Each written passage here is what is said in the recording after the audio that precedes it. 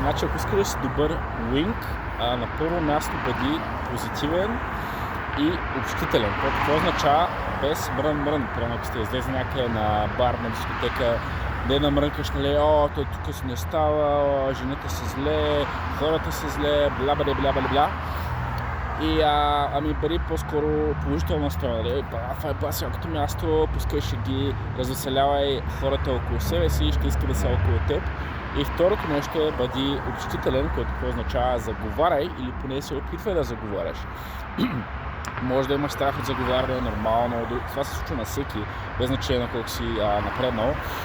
Но ако поне се опитваш, си надъхан и надъхваш, нали, уинговете си, нали, брат, айде да заговорим, действаме, когато се издухал, не, брат, айде, надъхай се, действай, нали, вместо да си от тези пичовете, нали, да си говорим тук за пикъп и нека да обсъдим тази теория тук навън, вместо да се забавляваме, нека да се вкараме в логично настроение и да си говорим за сериозни неща.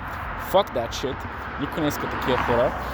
Бъди този, който действа най-много, който е най-положителен и просто засмуква хората към себе си, защото има тази неустоима положителна енергия, която всъщност ще те направи и добър в самото умение, самия пикъп.